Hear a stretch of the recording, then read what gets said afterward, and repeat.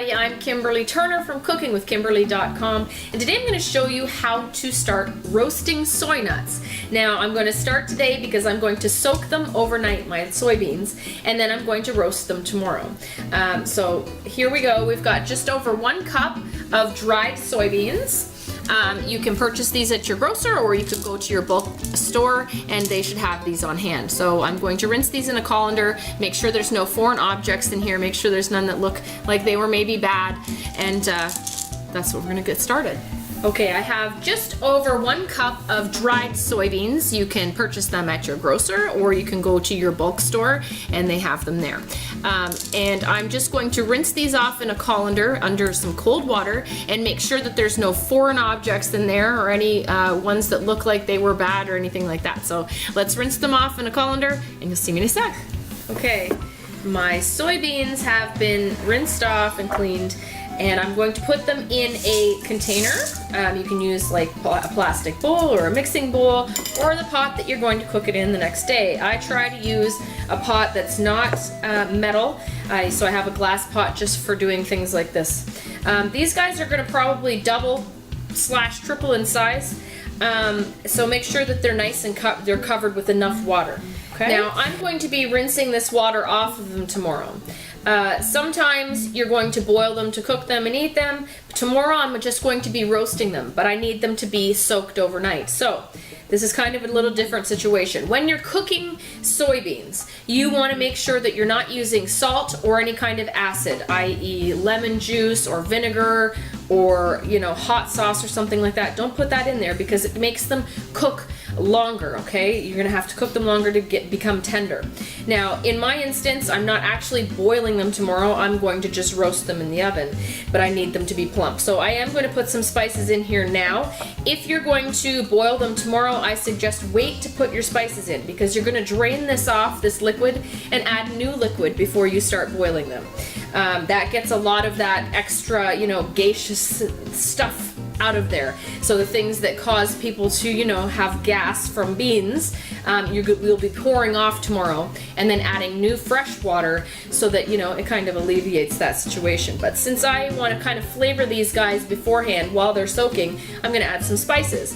I have 2 bay leaves, I have about a dozen peppercorns, a teaspoon of chili flakes, I have some mustard seeds and some coriander seeds, and those are going in right now. Feel free to do whatever you like, okay? As long as you're not adding any kind of salt or any kind of acidic substance, okay? Now cover these guys up. I'm gonna let them sit overnight, make sure they're nice and plump, and they should double or triple in volume, and you'll see me tomorrow. There you go. All right, so it's the next day, and our soybeans have been soaking overnight. You'll see that they've really increased in size. Now what I need to do is drain these. I'm going to roast them again.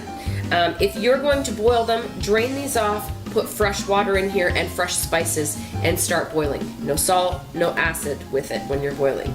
Let those go until they're nice and tender. What I'm going to do is I'm going to rinse them off, and I'm going to show them to you so you can see how much more they are. And there they are, a heck of a lot larger in size.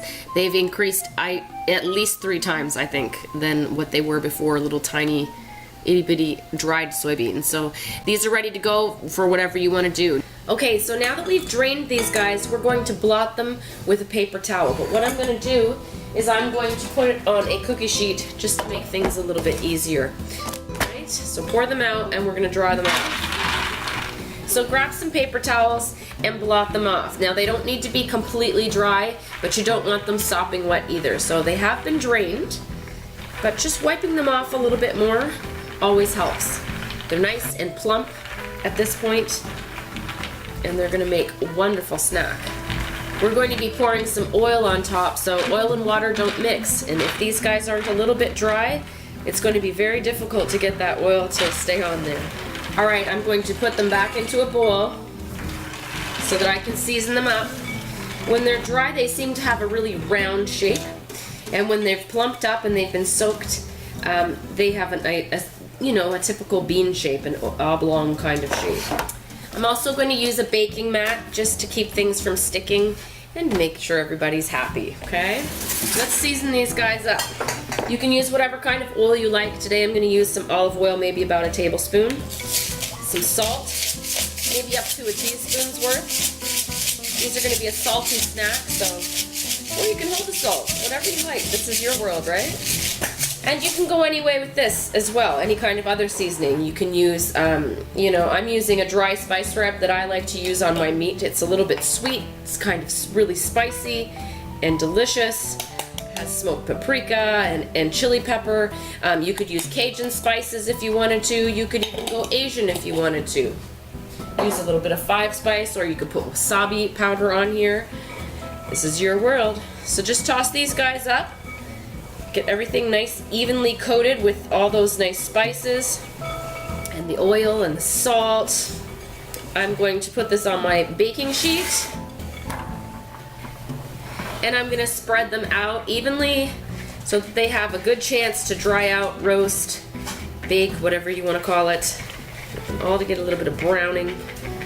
Now I've preheated my oven to 350 degrees. I'm using a convection setting because that kind of has a fan. It's going to help things dry a little faster and, you know, evenly cook. There we go. Now, in 15 minutes, leave them in there for 15 minutes, okay, at 350. Then you're going to start turning them. You're going to start turning them every 5-7 minutes or so until they're all nice and golden, brown, and crunchy, okay? So in they go. So here you go. That's what they look like after 15 minutes. They're a little bit browned. I can hear them sizzling and bubbling. So I'm just going to stir them up so everyone gets, you know, each side exposed and everyone can get happy in here.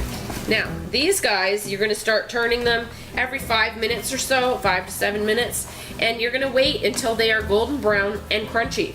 And that could take up to 45 minutes or so, okay? Depends on how wet these guys were, how big the soybeans were, because they were going to absorb all that water. Now, you could always boil these after you soak them, but, you know, it's going to take even longer to dry them out.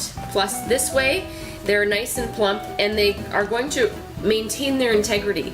And when you boil them, they tend to get a little mushy. These guys are going to stay nice and whole and firm. All right, so back into the oven at 350. I'm going to do this every 5 minutes or so, and I'll show you what's going on near the end, all right? Back in. All right, so we're approaching the end. You're going to notice that some of them are much darker than the others because some of them are bigger than the others, or smaller than the others, I should say. So you can taste them, try them out. That one's crunchy, but the other ones that are a little bit bigger are still a little bit chewy. And you don't want chewy, you want crunchy. They will crisp up a little more as they cool off as well. But what I've done now is, since some of them are already there and some of them are not, I've turned down my temperature to 325. And I'm stirring them, and I'm making sure that it's only 5 minutes. I'm checking them every 5 minutes, stirring them through. I think I have maybe 1 more, maybe 2 more times to put them back in, okay? So keep an eye on them near the end. You don't want them to go too far because then they'll taste bitter and burnt. Okay? All right, I'm thinking I'm done. There they are. Beautifully golden brown. They are crunchy, and again, they are going to crisp up even more as they cool off. So that is a tasty, tasty snack. These are really, really tasty. These are so delicious. They are crispy, they are crunchy, they are flavorful, and now all that's left to do is let them cool. I've let them cool just a little bit already, and I'm going to cool them off the rest of the way in their bowl. So let's just get them in there as carefully as we can. This is a healthier treat than serving, say, potato chips or popcorn with a ton of butter on it, but every bit as tasty. Those are super good. Whether you're having the kids have a sleepover or you're having some kind of party or get together, these are a tasty snack. A great little, you know, appetizer-y sort of thing. You could also do a number of different flavors and serve them that way, so people could pick and choose. Onion, garlic, anything like that goes beautifully on here. I like the spicy ones, they make me happy. Anyway, that's how you roast soy nuts. It's that easy, or roasted soybeans, either way. They do taste a little bit nutty, and they have a nice crunch like a nut would, so I guess that's why they call them soy nuts. Listen to the crunch.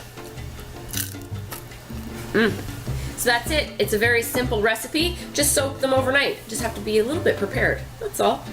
Follow me on Twitter at Cooking with Kim E with a capital E. Like the fan page at facebook.com/cookingwithkimberly. Check me out on instagram.com/webchefofalltrades. You can find my shows on iFood TV at my.fossum.tv/cookingwithkimberly, youtube.com/cookingwithkimberly. My shows are on Roku on my channel, Cooking with Kimberly, and I'm also syndicated on Apple TV and Amazon and a few other little places like that. Come to my website at cookingwithkimberly.com and subscribe. Interact with us and let us know what's going on in your culinary world, all right? Be a champion in your kitchen and eat deliciously. Bye.